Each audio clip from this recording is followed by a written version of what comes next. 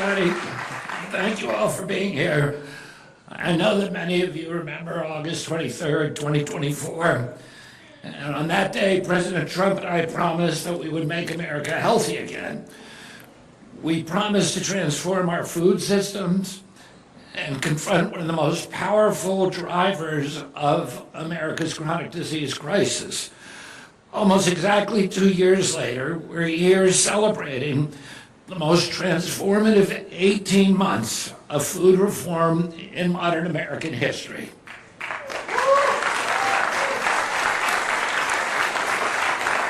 And today, we're taking 2 more historic steps to deliver on that promise that we made 2 years ago. First, we're overhauling the generally recognized as safe and the GRAS standards for that and the entire GRAS framework. We're proposing a rule that would end the practice of companies making GRAS determinations without notifying the FDA. The proposal will give the agency greater visibility into the substances that are entering our food supply. Second, alongside my friend and colleague, Agricultural Secretary Brooke Rollins, we submitted for final review the federal government's first definition of ultra-processed foods.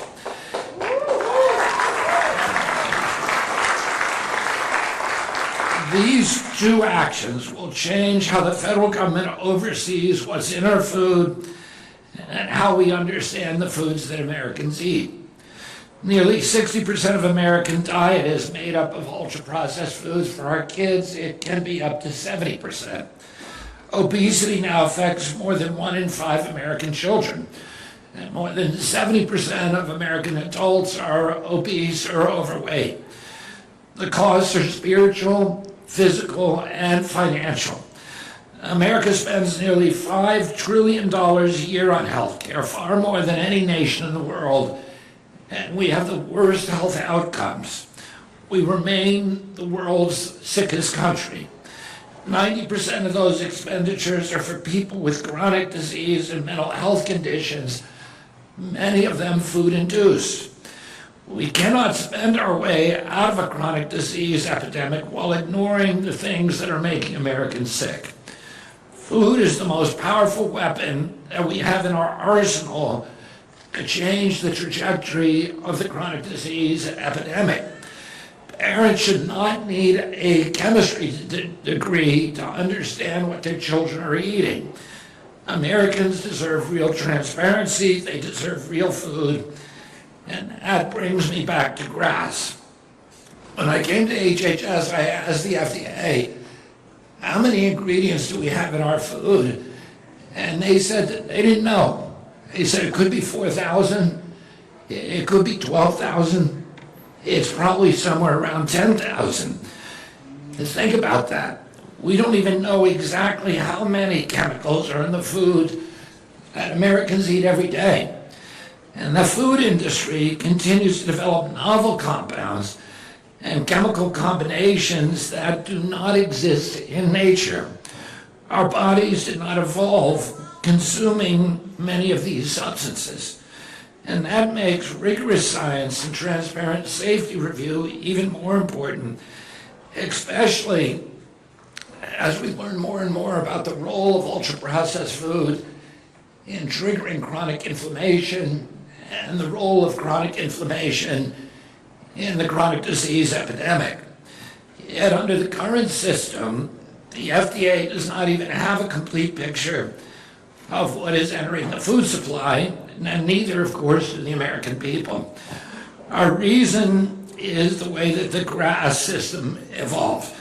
Congress created GRAS in 1958 to allow ingredients that were generally recognized as safe, that were well characterized, were well understood, ingredients like salt and vinegar, to be used by companies without having to go through expensive or long duration safety studies.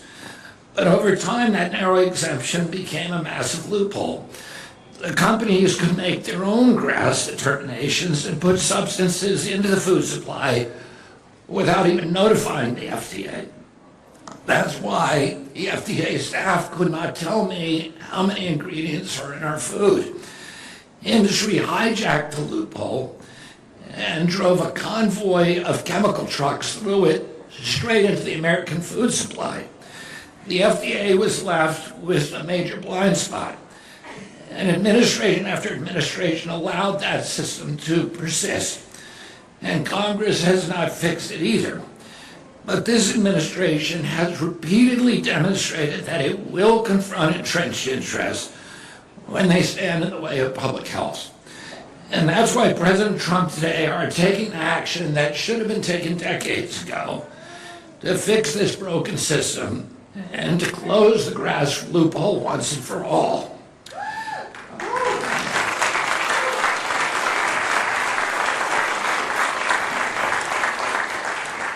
Action starts with a basic principle: if you can't define a problem, you can't solve it. Research is linked to high consumption of ultra-processed food to inflammation and to chronic diseases, including type 2 diabetes and heart disease and Alzheimer's disease. Yet researchers and federal agencies still lack a common definition, federal definition of ultra-processed foods. Brooke and I are changing that. Together, we have developed the federal government's first proposed definition of ultra-processed foods.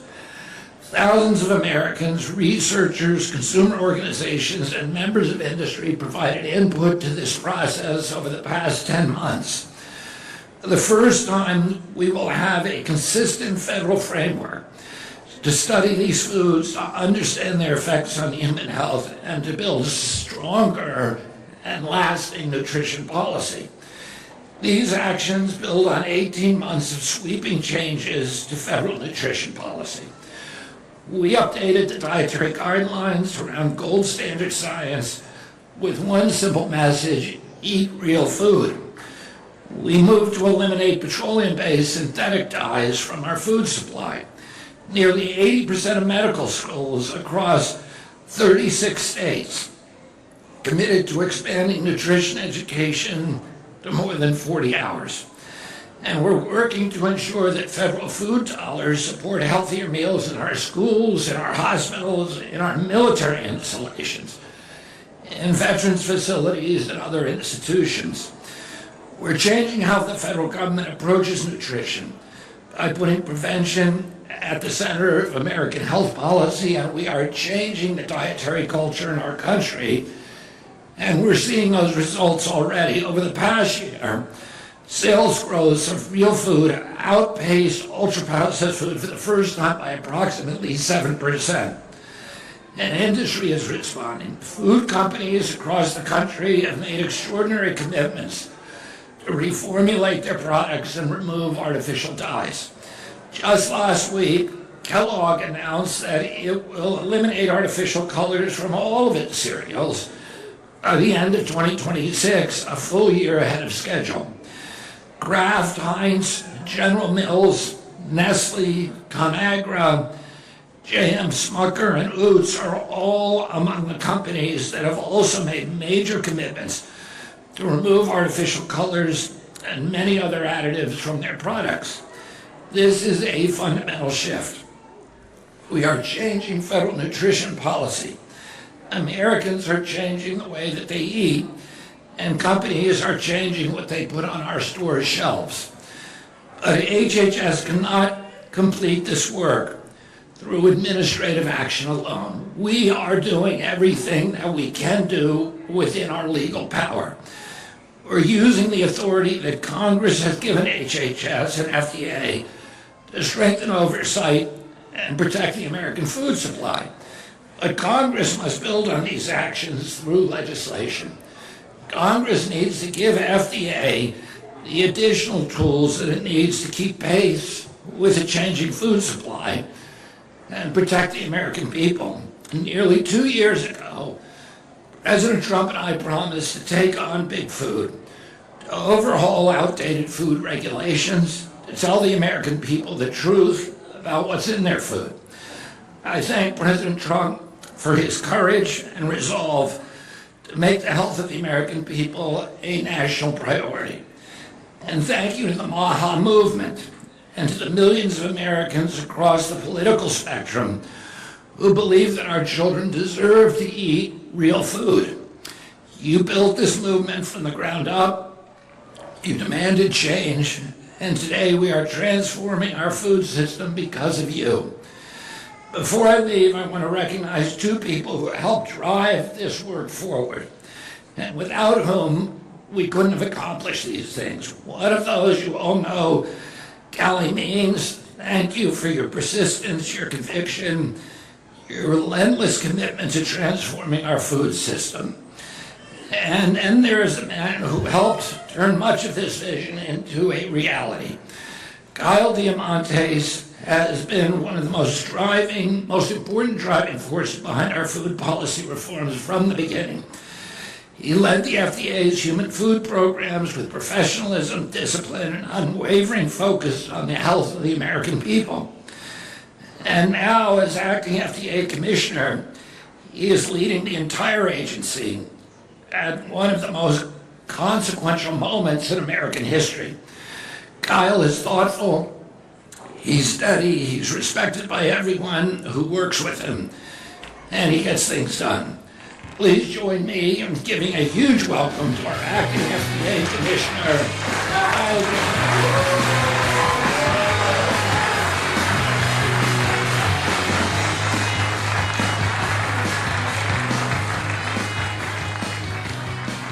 Thank you, Secretary Kennedy. Good morning, everyone. It's always difficult to follow the Secretary, particularly when I don't have a walkout video like that. That was really something, wasn't it? So look, instead this morning, I'm going to talk about the nuts and bolts of today's GRAS announcement, which alongside the dietary guidelines and all of the other accomplishments you see on these signs across this room, reflects yet another historic achievement accomplished during this administration. As Secretary Kennedy rightly said, all Americans deserve confidence that the ingredients in their food are subject to transparent, science-based oversight. And today's actions strengthen both sides of that equation. By proposing mandatory GRAS notifications, we are closing critical information gaps and giving FDA greater visibility into the substances in our food supply. By advancing a proposed definition of ultra-processed foods, HHS and USDA seek to establish a stronger foundation for future nutrition research. Together, these reforms represent a significant step toward a more transparent and modern food safety system. To understand GRAS reform, you really have to first go back 70 years to 1958, when Congress passed and President Eisenhower signed what's now known as the Food Additive Amendments, which was driven largely by concerns at that time, not dissimilar to today, over increasing use of chemicals in food processing. This 1958 law mandated that the use of certain substances in food must be approved by FDA via a pre-market review and approval process. That process, intended by Congress to be the primary pathway for ingredients to enter our food supply, requires that entities submit a formal petition for FDA approval before the ingredient can be added to the food supply. At the same time, however, Congress created an exemption from this pre-market approval process for certain substances that Congress believed were generally recognized as safe, either through scientific procedures or their common use. Now, at this time in 1958, Congress largely had in mind common ingredients like salt, vinegar, and flour, as the Secretary mentioned, that had been used safely for generations and thus did not require further federal approval to ensure safety.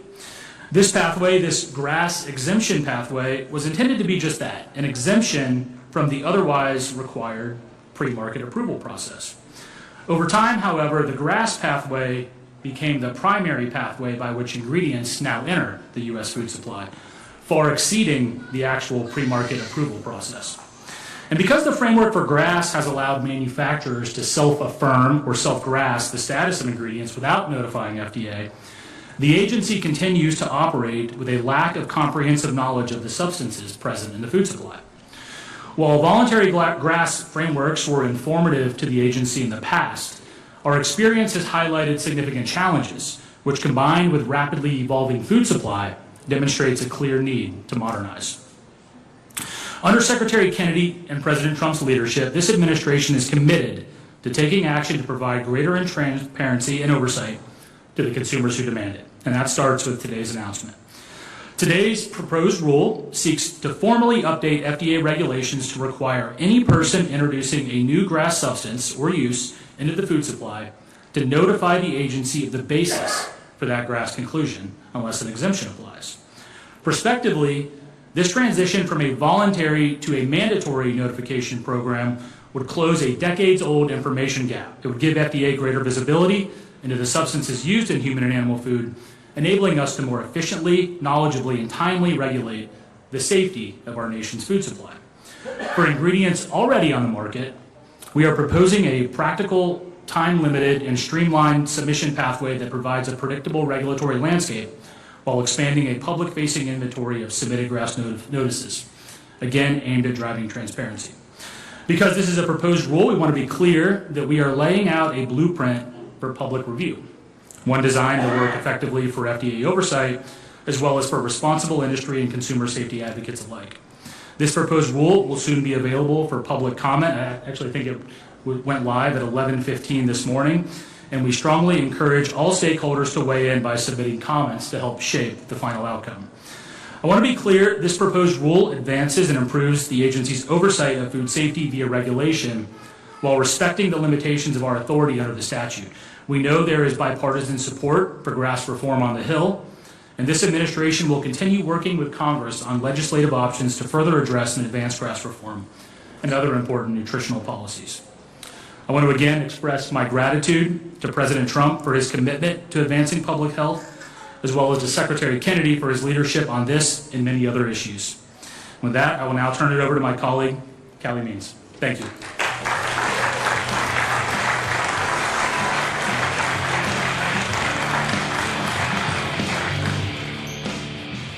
Can we get one more round of applause for the man who has reminded the world that there's an F in FDA, Kyle Diamantis?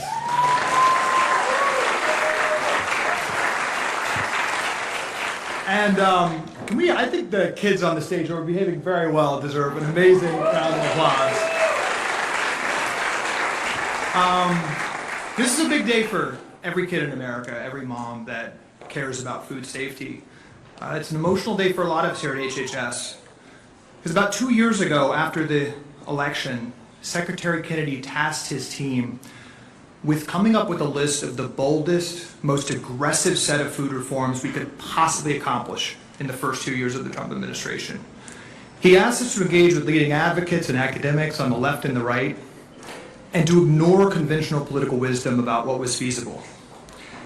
At the time, as we pursued and investigated these policies, we were told by everybody that removing soda and candy from SNAP was impossible. There's no way, we were told, that we'd win this battle with special interests when they receive tens of billions of dollars of subsidies from this program. Well, ladies and gentlemen, as we sit here today, the majority of states in the country have removed soda or candy from SNAP.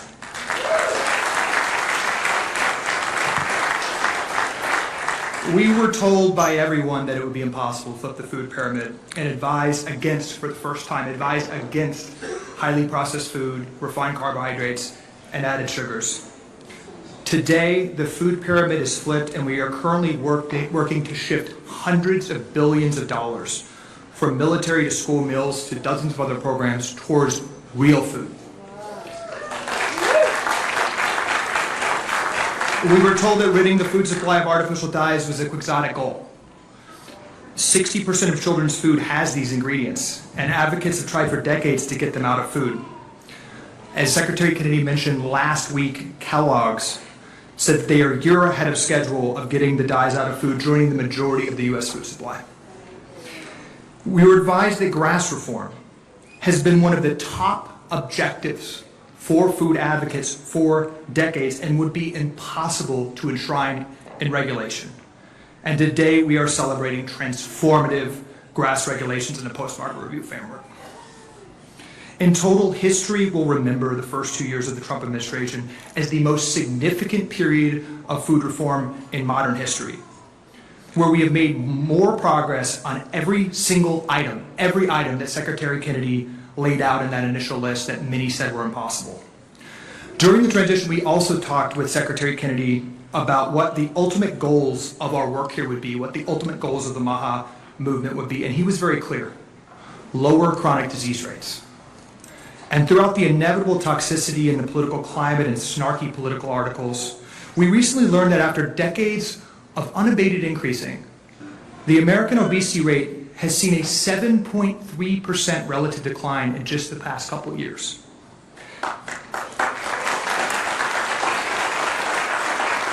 Now, some of our friends might like to give GLP-1s credit, and maybe they're due some, but I think all of us can agree there is something cultural, there's something spiritual happening around every kitchen table in America today. People are reading food labels more and becoming more conscious about what we put in our body. And we just learned that real food purchases are up 7% last year, the greatest increase on record. Additionally, ultra-processed food is seeing their lowest growth ever in recorded history. The American diet is shifting. And there is clearly something happening in the market, and it is a good thing that every boardroom in America is grappling with the stark consumer shift away from ultra-processed food. These MAHA policies are impossible to argue against. I've heard every argument. There's not a good argument against them. They're supported by 90% of Americans, and there really isn't any argument why we can't do these things to have a better food system. The truth is we must eat less ultra-processed food. As Secretary Kennedy mentioned, it's 70% of our child's diet. It's 10 to 20% in other countries. There's something clearly wrong happening. We must fix regulations that have been perverted by decades of corporate capture, and we must have transparency about what is in our kids' food. Transparency is crucial to a free market, and food transparency has been gutted over previous decades, which the Trump administration is fixing. And we must ensure our children's cells are not poisoned by thousands of unknown chemicals, which set our kids up at scale for guaranteed life, worsened and shortened by obesity, diabetes, and mental health challenges. Not to mention high healthcare costs that are threatening to bankrupt our country. They want us divided on these issues. They want partisan infighting. But as this event demonstrates today, that's not happening on the Trump administration's food agenda. Right now, Bernie Sanders is working with Republican lawmakers to develop food transparency bills. States around the country, left and right, are passing MAHA food legislation. And this administration is collaborating with medical groups like the American Medical Association, the American Heart Association, the American Academy of Pediatrics, many of whom are suing us on other issues, to advance these policies. In attendance today, we have left-wing groups who are in bitter disagreement with us on other issues, but are joining arms on these initiatives today. All of us agree there is a unique political and cultural moment where we can change the incentives of our food system and improve transparency, and the Trump administration is working with everyone that is interested in that objective. This moment was made possible by President Trump and RFK, and frankly, the decades-long work of leaders across the political aisle that have been fighting on these issues. Can we get a bipartisan round of applause for Secretary Kennedy and the diverse group of medical and advocacy groups who are working together to combat special interests and deliver transformational food reform?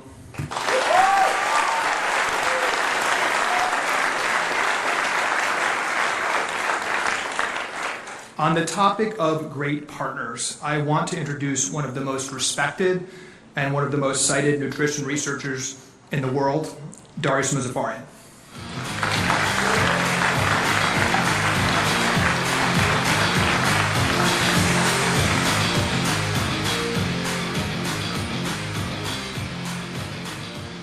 It's great to be here on the stage. I have 3 teenagers, so to see all the kids up here on the stage, and this one is alert, really paying attention. It's really amazing, so thank you for being here and showing how important this is. I'm really pleased to kind of give my remarks about the announcement that there will be an ultra-processed food definition and GRAS reform. Our food is the top driver of disease, disability, and death in the United States. Let me just say that again. Our food is the top driver of disease, disability, and death in the United States. Each week, our food kills 10,000 Americans. Each week causes 1,500 new cases of cancer and causes 16,000 new cases of diabetes. Each year, the resulting healthcare costs and lost productivity drain $1.5 trillion from the economy. We can no longer sit idly by while our health and our treasure and that of our children are stolen. Americans demand and deserve action. As a cardiologist who studied food, health, and policy for my entire career, I'm deeply gratified by the actions the FDA is announcing today. I've studied ultra-processed food for years, published more than 650 scientific papers, and just written a book on these topics. These two policies, defining ultra-processed food and closing the GRAS loophole, rank among the FDA's most consequential food and nutrition actions in 50 years. The history is relevant. The widespread infiltration of these products into our food is not a standing part of our country's history or our family traditions. It was just a few decades at the close of the 20th century that led us to radically transform our food. Advances in agriculture, manufacturing, and nutrition science brought extraordinary confidence, really hubris, that we could engineer our food better than nature. But the cheap ingredients in the industrial production, as well as the focus on lowering fat, created problems with taste, texture, and appearance. Industry responded with an ever-expanding arsenal of sweeteners, flavors, colors, thickeners, texturizers, preservatives, emulsifiers, stabilizers, and chemically modified proteins, sugars, and fats.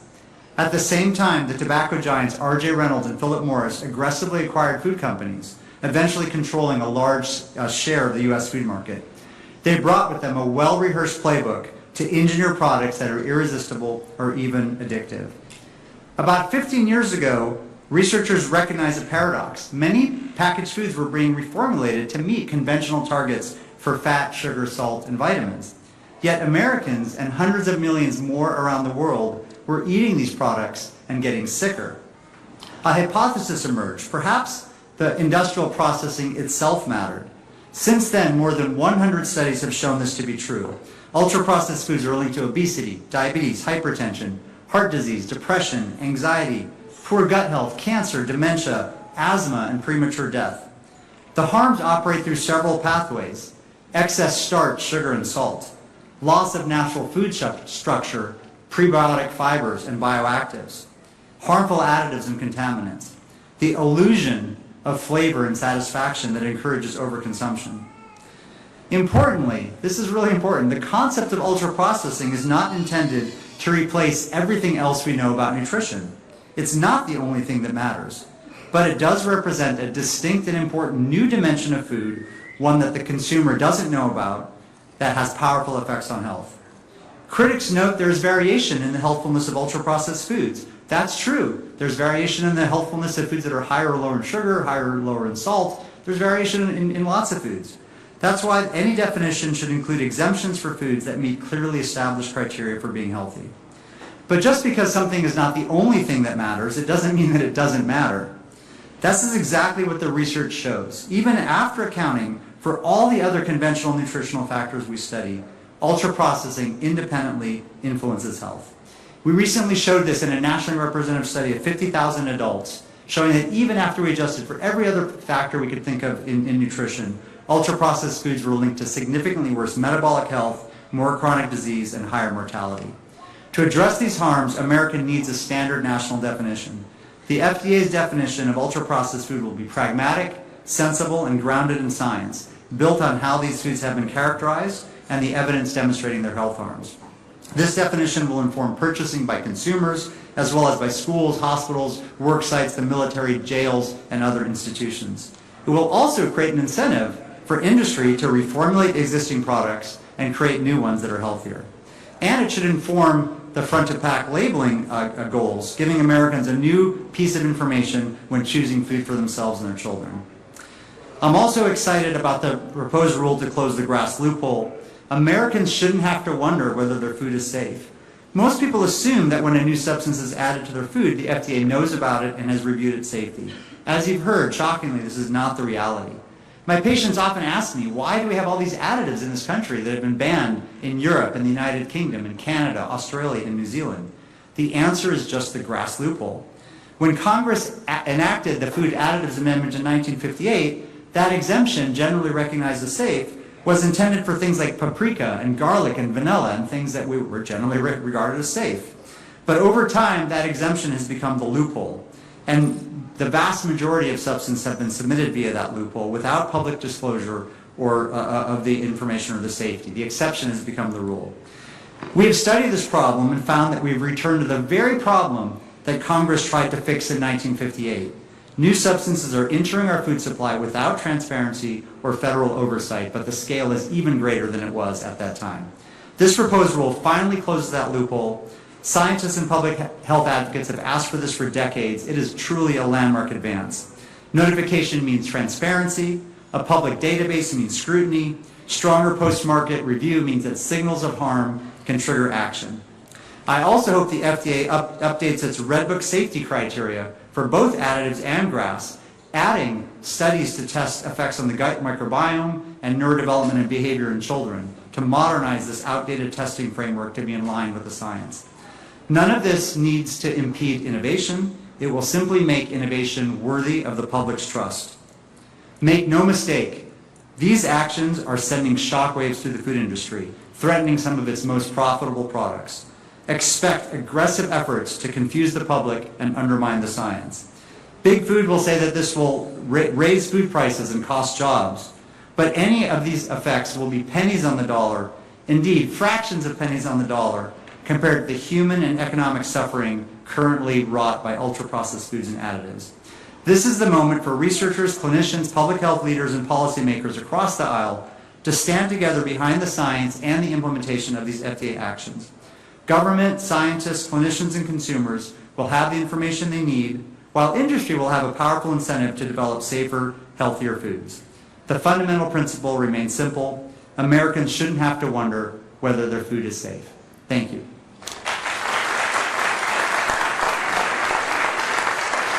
Ladies and gentlemen, welcome to the stage, Bonnie Harding.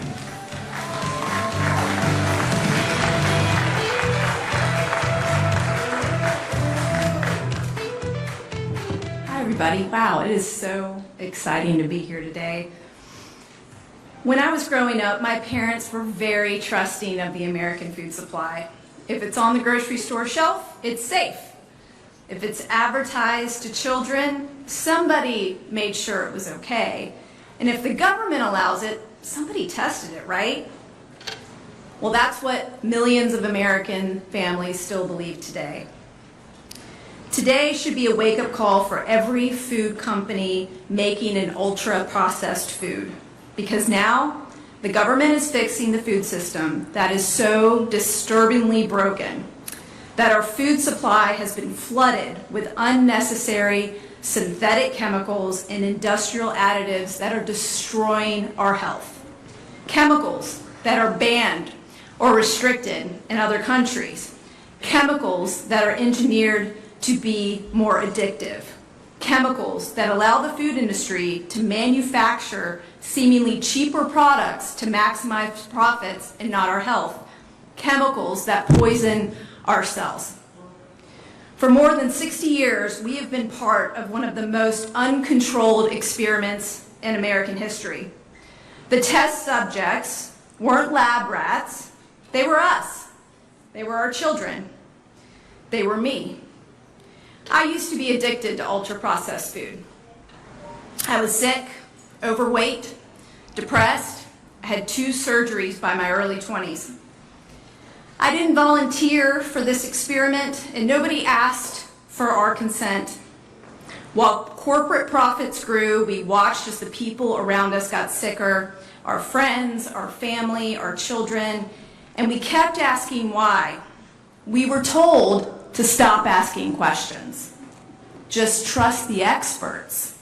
Just trust the system. But the system failed us. The system allowed the food industry to police itself. 4 little words got us into this mess. Generally regarded as safe. Safe according to who? According to the very companies making billions of it. Big Food hired their own experts. They wrote their own safety reports. They declared all by themselves what they were selling American families was safe. And then they didn't have to tell anyone about it. And we have been paying the cost. To protect our families, Parents had to become food detectives researching ingredients that should have been proven safe. And when we demanded better, we were mocked, we were dismissed, we were called fearmongers. And for the last 15 years, I have stood beside millions of Americans who have simply wanted food that wouldn't harm their families. And today is a turning point, because from this day forward, the rules for the food industry are changing. Everyone will finally know what's hidden in ultra-processed food. And if your products still contain these chemicals, you're going to be targeted. Not just by consumers like me that are not going to buy your products, but you're going to be targeted by procurement, by distributors, by suppliers, by regulators, maybe even lawsuits. Those are already happening, right? And definitely labeling. Thank goodness 50% of the food industry is in the process of or already removing artificial food dyes, one of the defining qualities of ultra-processed food. I look forward to the candy industry and my two favorite food giants, Pepsi and Mars, to finally make the commitment. I just wonder, what are you waiting for? You already make these products for so many other countries. Us moms are watching. Please don't ignore us. I want to thank every parent, advocate, an American citizen who refused to stop speaking up. And I especially want to thank President Trump, Secretary Kennedy, Callie Means, Stephanie Spear, and Kyle Diamantis for working tirelessly to encourage Americans to eat more real food. For the first time, our government is highlighting the loopholes that allow these companies and chemicals, these companies to put chemicals in our food supply. This is a major step forward, but don't let this be all there is. We have so much work to do to get this done. We have to keep pushing for more. We have to keep pushing until every family can walk into the grocery store and buy real food without worrying about the chemicals inside them. Every American should know what ultra-processed food really is. Let's reverse the mass experiment that has been carried out on our bodies for decades. Because when we know what's in our food, we start demanding better. And when we demand better, companies have two choices: either change or lose our business. Moms, I will keep fighting for you, and I will keep fighting for you no matter who is in office. Thank you so much, Secretary Kennedy and his entire team, for making this possible here today.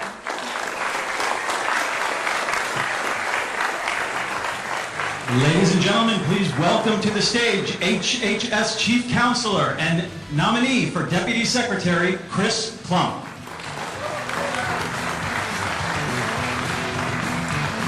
All right, team, it's my pleasure to close this out. Patience, we're almost there, little ones, we've got this. So last year, my wife and 4 children were sitting in an airport waiting for a flight, and across from them was a gentleman in his mid-60s. He was a bricklayer. And at some point, he struck up a conversation with her, and he was sitting there, notably with a bag of potato chips and soda in his hand, and having no idea who she was or what her husband does, and said, "Hey, have you heard about this Maha thing people are talking about?" And before she could answer, he followed and said, "I think there's something to it. I just don't know what I'm supposed to do. I wish somebody, the government, anyone, would just tell me what I should be eating so I can feel better." She told me about this conversation, and I've thought about it many times since that moment. And there are good reasons for that. There are millions of Americans like this gentleman. They want to be healthier. They want to feel better. They're looking for a system that gives them honest information, clear guidance, and a fair shot at making healthy choices. And yet, for too long, we have a system that is focused and been exceptionally good at treating disease after it develops, and far less focused on understanding why people became sick in the first place. Too often, we've regarded and rewarded treatment over prevention, management more than health, and complexity more than transparency. But that's beginning to change. and it's driven by the historic alignment of interests under President Trump and Secretary Kennedy's leadership of these efforts. At HHS, we're building what we think about as a 10-year bridge from a system that reacts to chronic disease to one that increasingly understands root causes, that prevents disease before it develops and delivers care tailored to the individual. And the announcements today are part of that, and I'm going to summarize 3 pillars quickly. The first is transparency in and healthier food. Americans deserve to know what's in the food that they feed their families. They deserve rules that make healthy choices easier to understand, not harder. And our work on grass and on ultra-processed food is part of the effort. So are initiatives around regenerative agriculture, better hospital food, medical nutrition, things that you see on the signs around this room. And we'll keep taking a simple message around the country. Eat real food. Get active. Some people say that's overly simplistic. We could not disagree more strongly. We have to do this. That bricklayer in the airport wasn't looking for a 200-page report. He wanted to know what he could do tomorrow to feel better, to feel healthier. The second part is science. The third part is personalized and preventive health care. That means better incentives for outcomes and prevention, more transparency, better information following the patient, more control for Americans over their healthcare decisions. Ultimately, our success will not be measured by how many regulations we write or how many programs we launch. It will be measured by outcomes, and those outcomes will be answered by simple questions. Are fewer Americans developing chronic disease? Are Americans living healthier, longer lives? Are patients receiving care that is increasingly tailored to them? Are healthcare costs becoming more manageable for American families? Those are the measures that matter. And that's the direction we're taking American healthcare on this 10-year bridge. More transparency, more prevention, and so that's where we're moving. We're so grateful for you being here today. We're so grateful for your support. Thank you for your support. Thank you for being here. We'd like to ask you to stay seated for a moment. We're going to take a picture with the group. We'd invite all the speakers to come up. For just a moment. Thank you.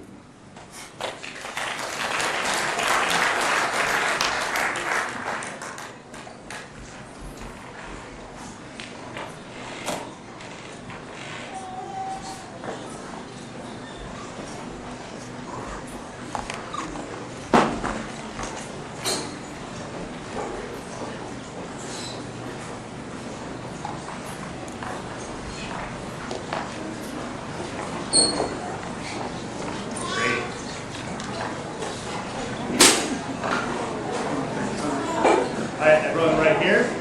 3, 2, 1. Great. Yep, and yes. Mr. Secretary, any update on safety score and salmonella? Should we get all the speaker and everybody? Actually, I'm going to have you guys come in front of this podium.